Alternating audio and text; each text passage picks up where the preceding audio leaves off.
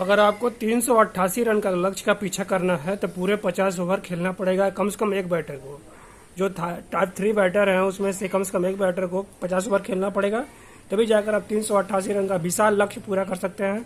कल भारत 27 रन पीछे रह गया, 360 रन बना सका, क्योंकि कोई भी टॉप 5 का बल्लेबाज अंत तक नहीं रहा, जिससे भारत 27 रन पीछे रह गया। रोहित शर्मा 138 रन बना करे, उनको गेंद फुटबॉल जैसे लग रही थी, लेकिन गैर जिम्मेदाराना शॉट। इतने सीनियर प्लेयर होकर उनको अंत तक खेलना चाहिए। अगर अंत तक खेलते तो भारत आसानी से मैच जीत सकता था, लेकिन गैर जिम्मेदाराना शॉट। बताइए, स्वीप करते हैं 2 स्टंप छोड़कर स्क्वायर लेग पर स्वीप करते हैं, वो भी एकदम बहुत आसान स्पिनर था, जैकब बेथल, दूसरे गेंद पे बोल्ड हो गए। अरे आपको आराम से 50 ओवर खेलिए ना, भले से आप 388 रन बना, लेकिन अंत तक बैटर को टिकना चाहिए। और उस समय रोहित शर्मा को फुटबॉल जैसे वो हर ओवर में 2-3 छक्का मार सकते थे अगर अंत तक टिकते, लेकिन वो 10 ओवर पहले ही आउट हो गए।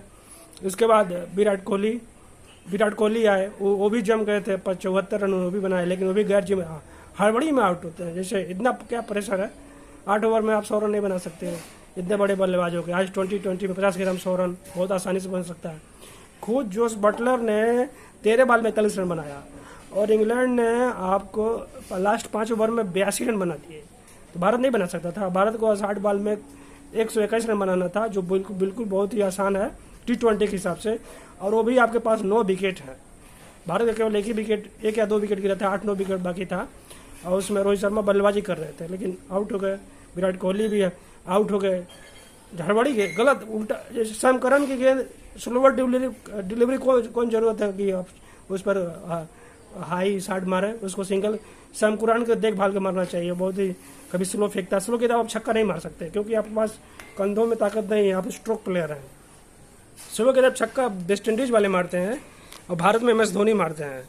आप विराट कोहली स्लो गेंद पे छक्का बहुत मुश्किल से लगेगा, क्योंकि वो टाइमिंग वाला प्लेयर है, स्ट्राइक वाला प्लेयर है, न कि कंधा उतना मजबूत नहीं है। रोहित शर्मा भी स्लो गेंद पे छक्का नहीं मार पाएंगे, बहुत मुश्किल है, क्योंकि उनको तेज बॉल चाहिए। तो ये विराट कोहली भी स्लोअर गेंद में कैच आउट हो गए, और रोहित शर्मा भी स्वीप करने के चक्कर में बोल्ड हो गए। तो भारत के जो दो बल्लेबाज जो जमे हुए थे, ये दोनों जल्दी आउट हो गए, इसलिए भारत बहुत 27 रन पीछे रह गया। वो आपका शुभम गिल, उनका तो मान लीजिए पैर में समस्या थी, वो भी स्वीप कर रहे थे, तो उनका हैमस्ट्रिंग का प्रॉब्लम, जांघ में तनाव था, मांसपेशियों में खिंचाव था, तो आउट हो गए। वो भी सैम करन, और श्रेयस अय्यर तो वो भी सैम करन की स्लो गेंद पे ऊंचा शॉट मारने के प्रयास में उनका भी कवर पॉइंट पर आउट हो गया। तो आपको ईशान किशन, श्रेयस अय्यर, ये लोग अंत तक खेलना चाहिए था, लेकिन कोई बल्लेबाज नहीं खेला, और भारत अंत में 7 विकेट गंवा दिया 50 ओवर तक जाते जाते, और कोई भी टॉप का बल्लेबाज नहीं रहेगा।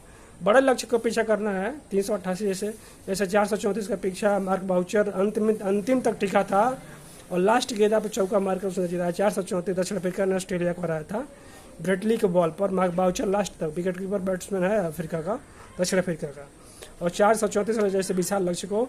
तो जब तक आपका बल्लेबाज कोई अंत तक नहीं टिकेगा टॉप 5 का, तब तक आप विशाल लक्ष्य को चेंज नहीं कर सकते।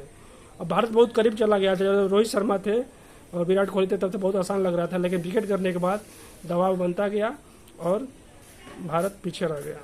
तो कोई भी लक्ष्य पीछा चेजिंग कर रहे हैं, तो अंत तक, आखिरी गेंद तक कोई ना कोई बल्लेबाज खेलना चाहिए।